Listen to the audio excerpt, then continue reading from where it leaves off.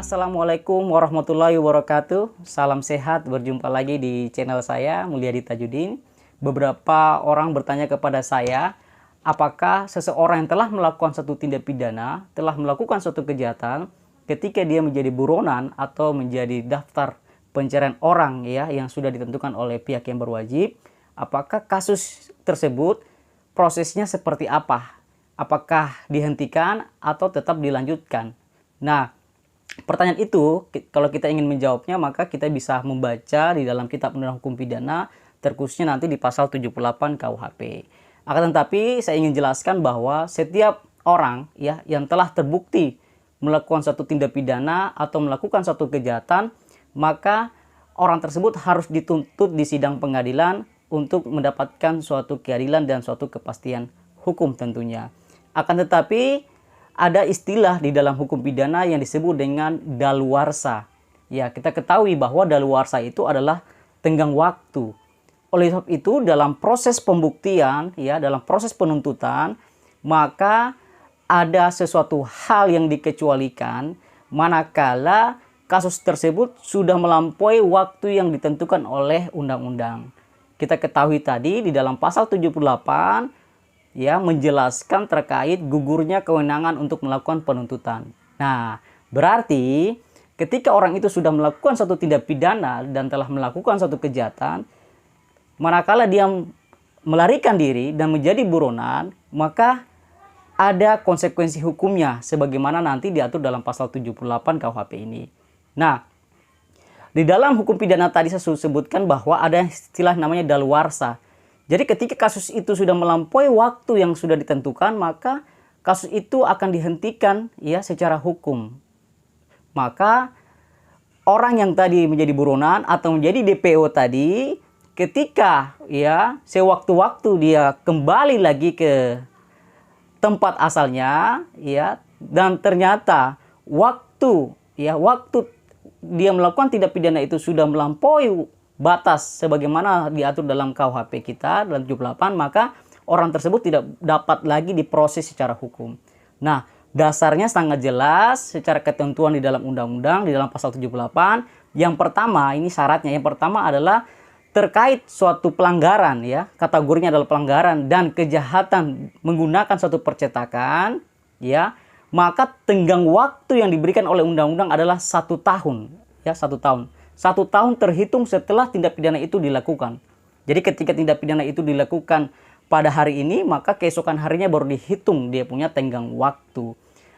Manakala buronan tersebut ketika dia melakukan suatu pelanggaran atau melakukan kejahatan ya menggunakan percetakan seperti yang diatur dalam pasal 78 tadi, maka 1 tahun setelah kejadian itu ya orang tersebut dia datang, maka orang itu tidak dapat lagi diproses karena kasus tersebut mempunyai tenggang waktu hanya 1 tahun. Oleh sebab itu, seorang penyidik ataupun seorang penuntut umum itu diberi waktu, tenggang waktu adalah 1 tahun bagaimana kasus itu harus jelas, kasus itu harus betul-betul dapat dibuktikan, dan bila perlu orangnya itu harus ditangkap.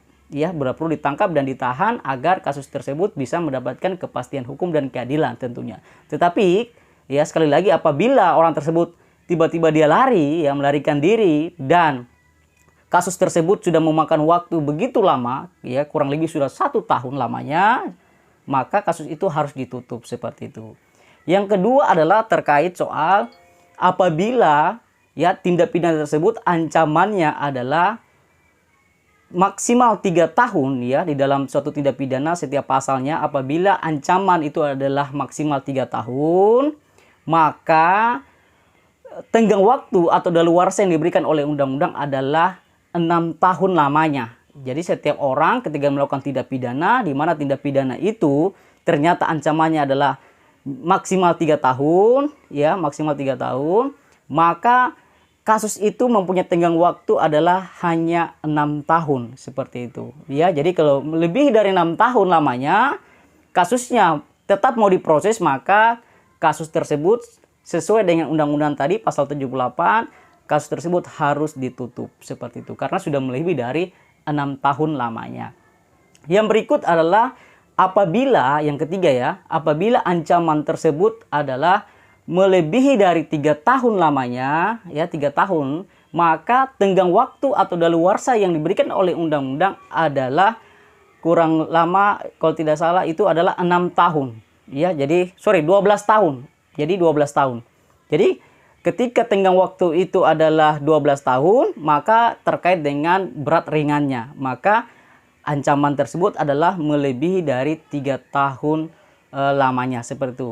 Ya, misalkan di dalam undang-undang KUHP kita di dalam pasal 28 ya tentang tindak pidana pemerkosaan itu ancamannya adalah 12 tahun, maka tenggang waktu ya di dalam undang-undang diberikan adalah 12 tahun ya, seperti itu. Jadi ketika kasus itu sudah melebihi dari 12 tahun, maka tidak dapat lagi diproses secara hukum karena kewenangan untuk melakukan penuntutan itu gugur dengan sendirinya, seperti itu. Yang berikut adalah terkait apabila ancamannya itu adalah ancaman hukuman mati dan ancaman seumur hidup, maka tenggang waktu yang diberikan oleh undang-undang adalah 18 tahun ya. Jadi manakala kasus tersebut adalah kasus contoh seperti 340 tindak pidana pembunuhan berencana, ketika pelaku itu dia lari ya, dia bersembunyi, tiba-tiba dia baru muncul 19 tahun lamanya ya, 19 tahun kemudian baru dia muncul, maka kasus tersebut dihentikan dan orang tersebut tidak dapat diproses lagi secara hukum karena sudah melebihi dari daluarsa tadi atau tenggang waktu yang diberikan oleh undang-undang sebagaimana diatur dalam pasal 78 khusus tadi. Kalau ancamannya adalah seumur hidup dan hukuman mati, tenggang waktunya adalah 18 tahun lamanya. Nah, secara filosof mengapa di dalam hukum pidana, di dalam kitab undang hukum pidana diatur pengecualian penuntutan ya, terkhususnya terkait soal tenggang waktu atau daluarsa? Sebenarnya filosofnya adalah manakala kasus tersebut begitu lama, maka orang tidak akan mendapatkan rasa kepastian dan rasa keadilan ya. Jika kalau dia sembunyi ya, itu berarti sebenarnya menurut pengamatan saya atau pemahaman saya bahwa sebenarnya orang itu sebenarnya sudah mendapatkan sanksi sosial ya atau sanksi moral karena dia bersembunyi ya, menyembunyikan dia punya identitas ya, itu pasti mempunyai dampak psikologi yang begitu berat ya, sehingga secara filosof dibuatlah suatu regulasi, suatu aturan terkait soal tenggang waktu itu atau daluarsa. Yang berikut terkait soal saksi ya. Nah, saksi ini terkait dengan juga alat bukti. Jadi kalau kasus itu begitu lama ya, kasus itu sudah mencapai 1 tahun, sudah 6 tahun, 12 tahun hingga 18 tahun, kita pasti ya meyakini bahwa saksi yang pada saat kejadian tersebut itu pasti sudah lupa ya, sudah lupa sehingga akan berdampak pada proses pembuktian ya. Sehingga filosofi yang kedua tadi adalah sangat sukar sekali untuk membuktikan kasus tersebut karena kasus tersebut sudah sangat lama tentunya. Nah, ini yang menyebabkan mengapa ada alasan ya gugurnya kewenangan untuk melakukan penuntutan atau melakukan pemeriksaan dalam suatu perkara. Ya, karena tadi alasannya adalah kembali lagi bahwa sudah tentu pasti sudah mendapatkan sanksi sosial dan sanksi moral karena dia sudah bersembunyi ya, menyembunyikan identitasnya. Dan yang berikut terkait soal bagaimana mengumpulkan alat bukti karena kasus yang sudah sangat lama, pembuktiannya juga sangat susah sekali, apalagi saksi-saksi adalah saksi yang begitu lama ya, sehingga mungkin memorinya dia sudah sangat lupa dengan kejadian yang dia alami, dia lihat atau dia dengar, seperti itu. Nah, sehingga bisa dapat disimpulkan manakala dalam suatu tindak pidana orang tersebut menjadi buronan, dia lari, maka hal yang harus dilakukan oleh penyidik maupun penuntut bagaimana orang tersebut segera ditangkap, segera diproses sebelum tenggang waktu itu ada ya. Ingat, daluarsa itu dikenal dalam hukum pidana sekali lagi di dalam pasal 78 KUHP. Apabila kejahatan itu dilakukan menggunakan percetakan dan melakukan pelanggaran, maka tenggang waktunya adalah 1 tahun. Dan apabila kejahatan itu adalah ancamannya maksimal 3 tahun, maka tenggang waktunya adalah 6 tahun lamanya. Dan apabila kejahatan itu dilakukan ancamannya lebih dari 3 tahun, maka tenggang waktunya adalah 12 tahun lamanya. Dan apabila ancamannya itu adalah seumur hidup dan hukuman mati, maka tenggang waktunya adalah 18 tahun lamanya. Sekian yang bisa saya sampaikan. Semoga bisa mengedukasi, memberi informasi kepada kita semua terkait soal daluarsa dalam hukum pidana. Jangan lupa subscribe, share, dan like, komen channel ini agar channel ini bisa berkembang untuk memberikan video-video terkait perkembangan hukum pidana dan hukum acara pidana.